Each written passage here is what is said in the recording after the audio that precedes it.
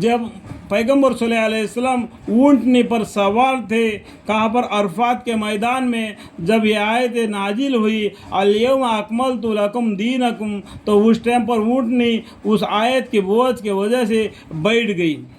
اور بھی ایک جگہ پر قرآن میں بتاتے ہیں کہ اگر اس قرآن کو اگر پہاڑ پر ہم نازل فرما دیتے، پہاڑ بھی ریزہ ریزہ ہو جاتا، اگر زمین پر نازل فرما دیتے، زمین بھی ٹکڑے ٹکڑے بن جاتا، اگر ہم آسمان پر نازل فرما دیتے اور آسمان بھی پھٹ جاتا، ٹکڑے ٹکڑے ہو جاتا۔ ایسے عظیم مضامین کو اللہ تعالیٰ نے محمد مصطفیٰ صلی اللہ علیہ وسلم پر نازل فرما دیے۔ ہم قرآن کو ایسا مت سمجھو، قرآن ایک ایسی بابرکت ہے، لوح محفوظ سے اتاری گئی ہے۔ یہ قرآن کے اندر میں اللہ کا حکم ہے، اسی معافی کا ہم کو زندگی بسر کرنا ہے۔ اگر کر بھی نہیں سکے تو الٹے سلٹے باتیں نہیں کرنا کہ اللہ سے معافی مانگو، اللہ معاف کرنے والے غفور الرحیم ہیں۔ تو یہ اسلامی ارکانہ میں حج ایک ارکان ہے، عید المومنین ہے۔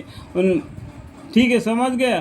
بیٹھ گئی، یعنی اونٹ نے اسے بوجھ کی وجہ سے بیٹھ گئی۔ قرآن کے اتنا ہے ہو سکے۔ وہی کے وقت حضور اکرم صلی اللہ علیہ وسلم میں وزن بہت بڑھی جاتا تھا۔ جب وہی آتی تو قرآن شریف کی آیتیں نازل ہوتی، پیغمبر صلی اللہ علیہ وسلم کا بدن بھاری ہو جاتا تھا۔ حضرت ام عائشہ رضی اللہ عنہا فرماتے ہیں کہ جب حضور اکرم صلی اللہ علیہ وسلم اونٹی پر سوار تھے اور وہی نازل ہوئی تو وہ اونٹی آپ نے گردن گرا دیتی، اور جب تک کہ وہی ختم نہ ہوتی حرکت نہ کر سکتی تھی۔ الحمدللہ رب العالمین۔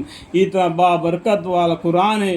اللہ تعالیٰ نے قرآن میں بھی فرمایا کہ ایک آیت ہے،